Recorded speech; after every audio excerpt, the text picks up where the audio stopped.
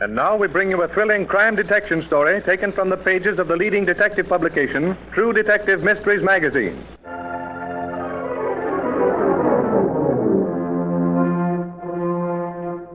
Our story begins in Tacoma, Washington.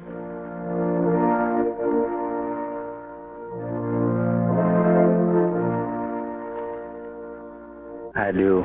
And do you, Mildred, take this man, Douglas, to be your lawful husband, in sickness and in health, so long as you both shall live? I do. I pronounce you man and wife. Whom God has joined together, let no man put asunder.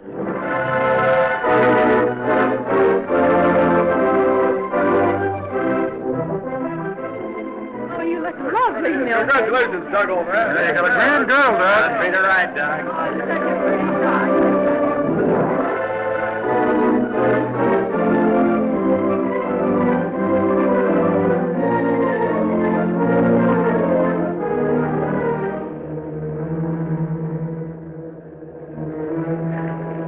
Hello, Mildred. Hello, Ted. What are you doing here? I'm waiting for Douglas. Oh, I get it. Young bride waiting in front of dollar savings for young husband. Object? Put money in the bank. Trying to read my mind again, huh? I did try to read it once, Mildred. I thought you loved me, but... Yeah, you married that haywire. Ted, you can't talk about Doug like that. He's been wonderful. Yeah, just because he got a job? When that guy went to work, the paper should have brought out an extra. Besides, everybody knows you two aren't happy. You're always arguing. If you keep talking like that, Ted, I'll go inside the bank. Oh, I didn't mean anything, Millie. I haven't the right to talk. I've had a job myself lately. If you had married me instead of Doug, I could have licked the world. You'll find a nice girl, Ted. Somebody who works like you? Oh, I don't mind working. It's really very nice at the electric light office. And you know how much Doug and I have saved in 2 years? How much? Well, it's rather... Oh, well, I don't mind telling you. With what we put in today, it'll make exactly $1,400. Huh? We made a deposit every single Saturday. Gee, that's a lot of money. $1,400.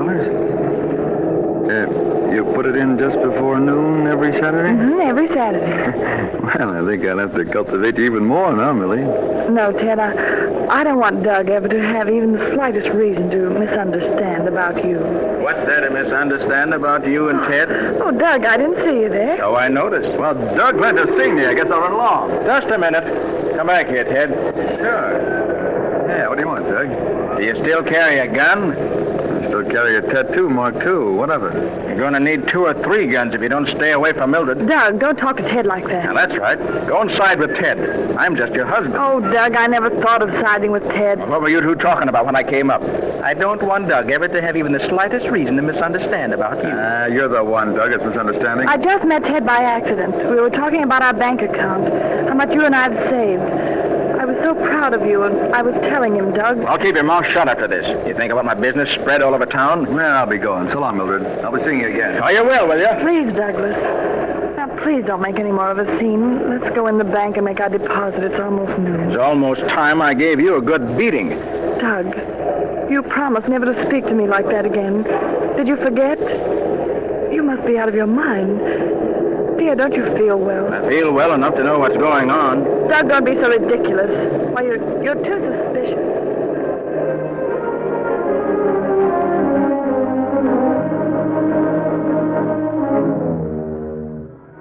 Therefore, by these presents, this court does hereby grant to the said Mildred Hook Van Black an interlocutory decree of divorce dated this 11th day of October, 1935.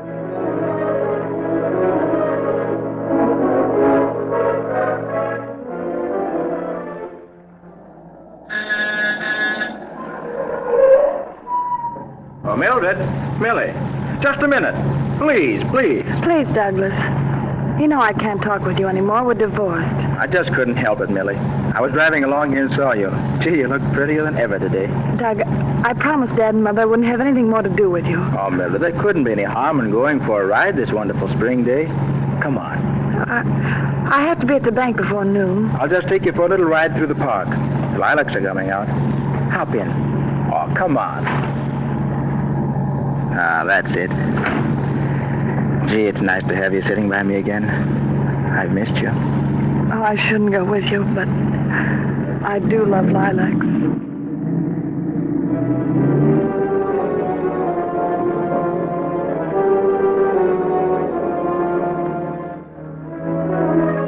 Sheriff, you gotta help me. You've got to help me. All right, Mr. Van Black. The authorities will do everything they can. Just try to calm yourself and tell us exactly what happened. Well, I'll try. Stand by for another flash, Sergeant. Yes, Sheriff. Now, Mr. Van Black, just tell us what happened. I was driving along Hillside Boulevard with Mildred, my divorced wife. Just as we turned into the park, she wanted to see the lilacs, you see. This man stepped out. Oh, Mildred. Tell us again what this man looked like. Well, like I told you, he had a mask on. He was tall, nearly 6 feet. What kind of a suit did he wear? Gray, kind of a tweed, I think, but I was so excited. Anything peculiar about him? Any disfigurements, scars, marks? Well, I noticed a little tattoo mark just above his wrist. Which wrist? His right wrist. I remember seeing it when he stuck his gun at me. A tattoo mark, a little anchor showed just under his sleeve. Tell me, Mr. Van Black, were you and your divorced wife in the habit of driving out together? Oh, no, Sheriff. I just met her on the street, and we went for a little drive out that way. Well, did you often drive out that way together before you were divorced? I mean, would anybody know that was a favorite drive of yours? Well, it was kind of a favorite drive of ours. I wouldn't like to say. I can't help it. He did know about it. He kidnapped her. Mr. Van Black, if you've anything on your mind, spill it. You and your divorced wife were robbed, and she was kidnapped at the point of a gun. Now, what is it? What's on your mind? Well, Sheriff, that tattoo mark I told you about. Yes. I know a man with a mark like that. Well, would he have any reason for kidnapping your wife? Well, he might have known that Mildred usually put money in the bank every Saturday about that time. But why would he kidnap her? That's it. You recognize this man, didn't you? I thought I did. Well, I hope I was mistaken. Who was it? I hate to say it, but I'm almost positive it was Ted Bishop. He used to carry a gun, and he couldn't stand it when I married Mildred. He said he'd get even with me. Sergeant. Yes, Sheriff. Here's that second flash. All patrols, all highways, wanted for the kidnapping of Mildred Van Black. Wanted for the kidnapping of Mildred Van Black, Ted Bishop, age 24, height 5 feet 11, weight 175 pounds, hair black, eyes blue, gray tweed suit. Look for anchor tattoo mark above right wrist. Is armed. Description of Mildred Van Black follows. Attractive. 5 feet 5 inches.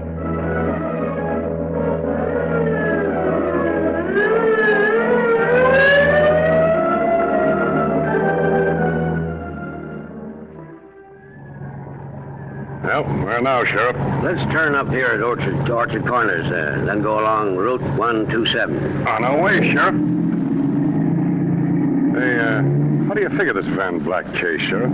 Well, it's open and shut so far. Ted Bishop has been missing from his home since yesterday noon. He took his gun with him, too. He might as well have had a hangman's noose tattooed on his right arm. What do these guys have themselves tattooed for anyway? I don't know. Oh, say, isn't that a patrol car up the road there? Yeah.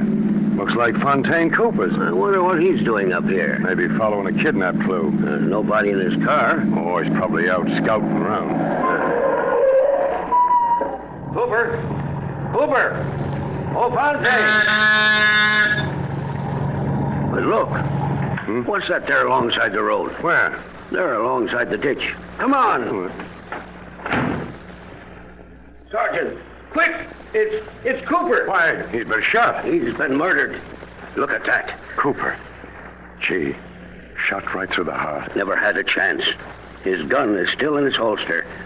He shot through the wrist, too. I'll get the guy who did this if it's the last thing I do. Yes, we'll get him, and the state will string him up. Think of Cooper's poor wife. And his children. Poor little kids. Cowardly crime. The gun still in his holster means just one thing. He must have been talking to somebody he thought was his friend. Hey, look, Sheriff. Here's his notebook. Yeah? All covered with blood. He had his trooper's notebook in his hand instead of his gun. Talking to somebody he didn't suspect, all right. Say. What, Sheriff? Look. Cooper was writing down a number. Let's have a look at it. Looks like an automobile license. His last will. With his wrist broken, he died making a report. A game lad. None better. B22. Hey, can you make out the last three numbers, Sheriff? No, the blood has blotted them out. Probably couldn't read them anyway. Cooper was so weak. Well, we better take these to our handwriting expert. The last thing poor Cooper did. On duty till his last breath. A good man. Who's going to break the news to his wife? Oh, it'll be a tough job, all right. Well, I'll get on with it. First, we'll have to check on all automobile licenses beginning with B22. Sergeant, you stay here. I'm going to look for a phone.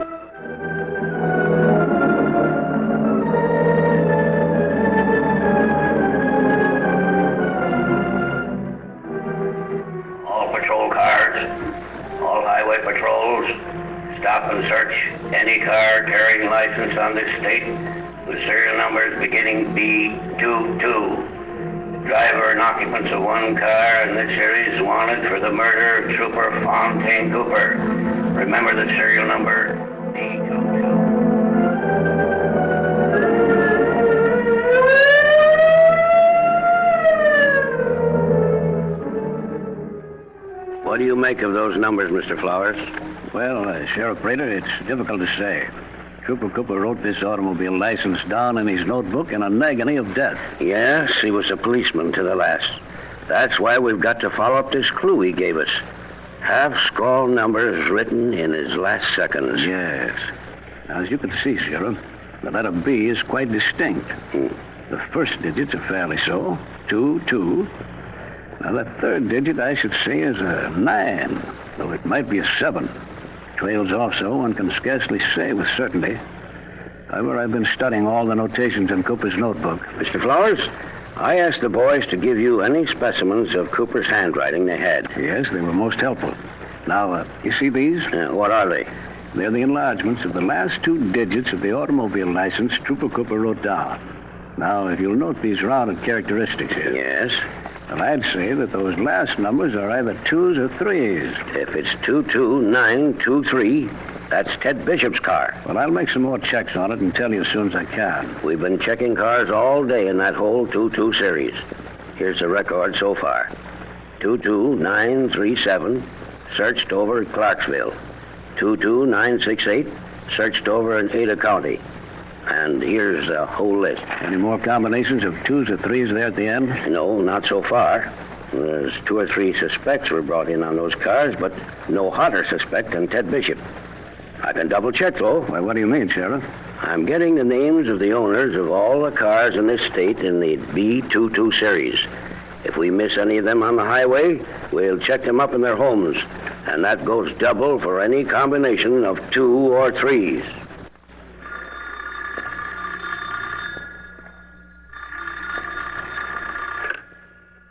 Sheriff's office. Sheriff Prater speaking. Sheriff, this is Douglas Van Black. Any news? Not yet, Mr. Van Black.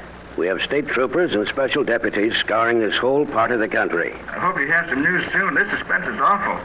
It's too bad about Trooper Cooper. It certainly is. It's a great loss to the state, to his family, and to his friends. Well, if you need me, just call on me. I'd like to get that murderer myself. Poor fellow. This trouble must have unhinged his mind. Yeah, Sheriff. I think we'll examine and just recover them. What are they, Sheriff? They're the slugs taken from Fontaine Cooper's body, Mr. Flowers. 32, Sergeant? Yes, Sheriff. Colt 32. Very well, Sergeant. Now get the Motor Vehicle Bureau right away. I want to find the owners of any cars in the BT2 series whose license begins with B22 and end in 3s or 2s. Yes, sir. Owners of any cars whose licenses begin with B22.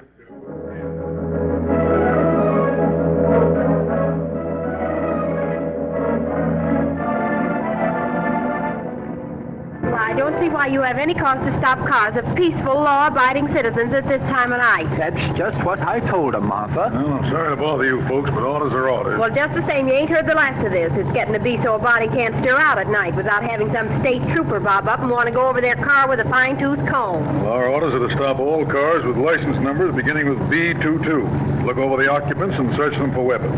Land sakes, why I wouldn't let Elwood carry a pocket knife, much less a gun, the very idea. All right, sir. You may drive on. Well, I should think so. Hey, Elwood, be careful at the railroad crossing. It's time for the 9-5 right now. All right, Martha. And I'm going to write the sheriff a letter about it. All right, Bob. Yeah. Whew. I'd rather face a gun than some of these dames. Yeah. Let's go back up there and pick up the control car. Okay, Ben. How many of those B-22 series does that make? Well, that makes 6 for us. 4 this afternoon and 2 tonight. Yeah, there won't be many more cars out tonight. It's going to storm. Yeah, and plenty. Look at that sky. Yeah, look at that lightning. Phew. You can see clear down to the tracks to Twin Falls. Ooh, that was a good one. Yeah, that flash just missed that culvert over there. Yeah. Hey, Ben. Ben, stop. You see what I see? Where, Bob? What's the matter? In the mouth of that culvert. Huh? There, under the railroad tracks. Oh, here's a flashlight. Let's look. Oh. It's a woman. Yeah, hold that flashlight closer. Let's get a good look at her face. Well, for the look. Good heavens, it's Mildred Van Black. What, are you sure? Her face is... Yes, I'm positive. I used to see her every day going by headquarters on the way to the electric light office. I couldn't forget that auburn hair and those brown eyes. Well, they're brown, all right. I don't know what the last thing was that girl saw, but it sure filled her eyes with horror. Look. Yeah, that guy who kidnapped her murdered her. Listen, Bob, that storm's going to come up and wash away every clue that's here. We've got to work fast. Cover her with my coat. Those eyes. All right. Hold the light. There. I'll look around a little now. Say, there's a stone covered with blood. Well, give it to me. Here, I'll put it in my handkerchief. Okay, here it is. There's something bright there near the mouth of the culvert. Looks like an empty shell. Yeah, here it is. 32, huh? I wonder where the slug is. Well, it must be here. That slug may be mighty important evidence. And if it's in the culvert, this rain's going to wash it clear to kingdom come. All right, help me look. Sure. Now, hold the light, Ben. All right. See anything? Yeah, tennis ball, an empty whiskey bottle, a bunch of rocks, a lot of blood, and there's... I got it! Good. Hurry up, Bob. What is it? Look. Yeah, 32 slug, all right. A little battered. Yeah, it must have ricocheted off the inside of that culvert. We've got to hurry, Ben. Oh, here comes that 9-5. And this gully's going to be a young river in a minute. Let's get her over to that potato shack. What did she do to deserve a break like this?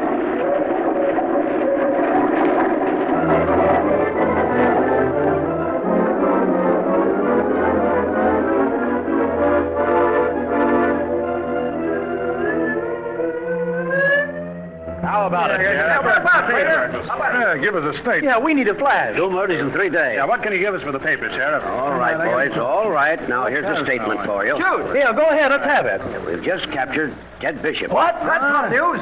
Hey, when did that happen? What are you doing, Sheriff? Keeping it a secret? No secret. I'm telling you now. Ted Bishop has been captured. We've got the man that Douglas Van Black gave us a tip on. Can you give us some more details, Sheriff? Yeah, when did you nab him? Where'd you find him? Now, just a minute, boys. That's all I can tell you now, except that I expect a confession any minute. Give me that ball. Hey, Captain, I got that one on the wire. Sheriff, nab twin murder suspect. Come on, Jerry, I got a flag. Now, get going. Play. Bishop, hello. Say that. Ted Bishop captured the basic.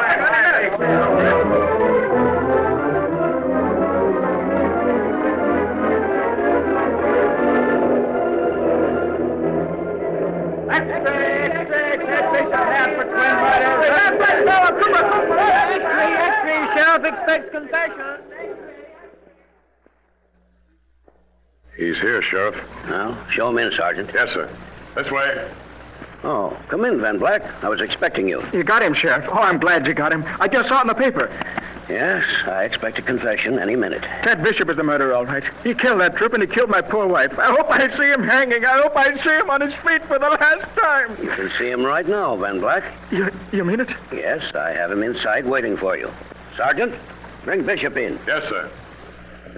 Okay, Calhoun. All right, Sergeant. All right, go on, Bishop. Get in there. Hey, don't shove me around like that. Go on, get in there. You better get used to rough treatment. Gonna get your neck shoved in a noose anyhow. I'll be glad to see it, you murderer. You kidnapper. You killer. Hey, Sheriff, do you have to stand for this, too? Now, take it easy, Bishop. Sit down. Around here on this side of the table. Keep that guy away from me. I'll bust him. Wait a minute. Get it out. Here. Now, sit down, Van Black. There on the other side of the table. I want you to get ready for this confession. I'm ready. All right. Now, tell us, Bishop, What was the idea of kidnapping Mildred Van Black? I told you, Sheriff. I told you a dozen times. It's a nightmare of Doug Van Black. Then where have you been this last week? Yeah, let him answer that one. Well, I've been away on business. I go away every now and then on business. Business of murder? No, I had a chance to make a little money over at Ada County. Why did you keep it so quiet? Well, it was a deal that kind of had to be kept quiet. Oh, one of those, huh? Sheriff, what right is he to be here? Because I'm Mildred's husband, that's why. I mean, you were her husband and she divorced you. She didn't want any more thing to do with you. You and Mildred were all washed up. You see, Sheriff, I told you he was jealous. He always was jealous. What's the license number on your car, Bishop? That's B229. Hey, what's the idea? Go on. Finish the license number. What is it?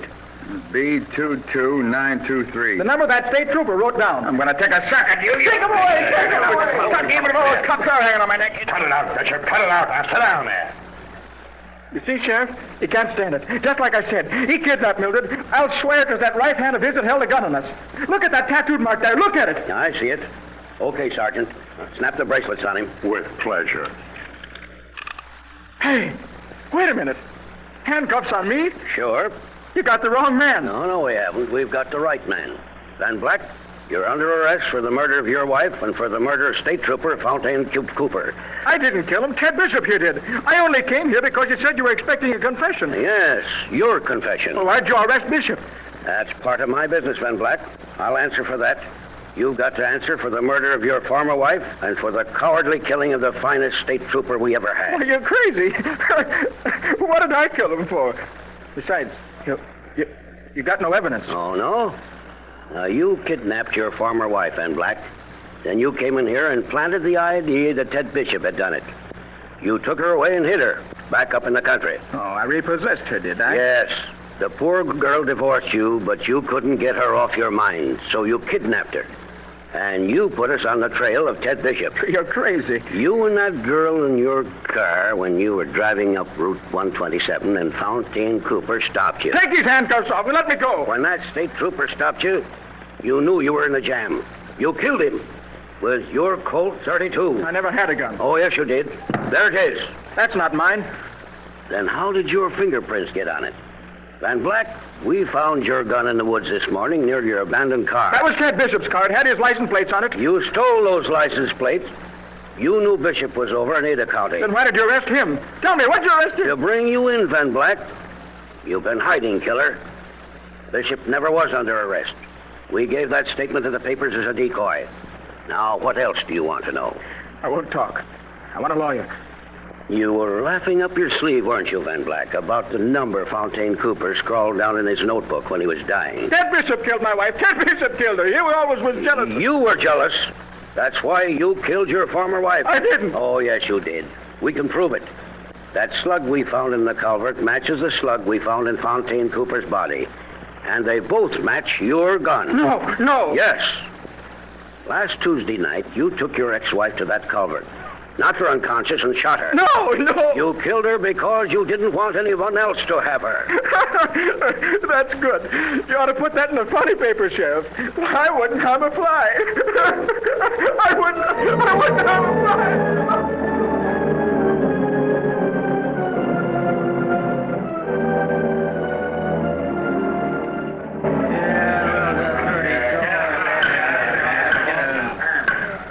And what does the defendant plead? Your Honor, my client, Douglas Van Black, pleads not guilty by reason of insanity.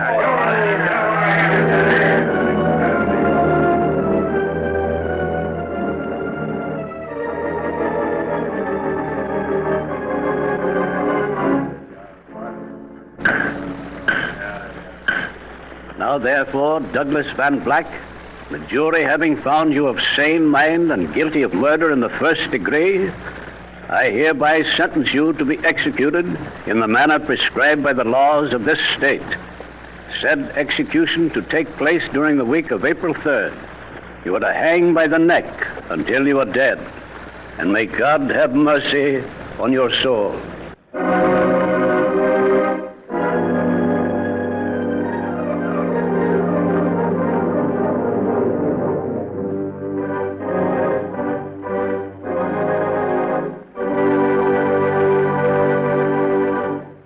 You have just heard a thrilling story taken from the pages of True Detective Mysteries magazine, a McFadden publication.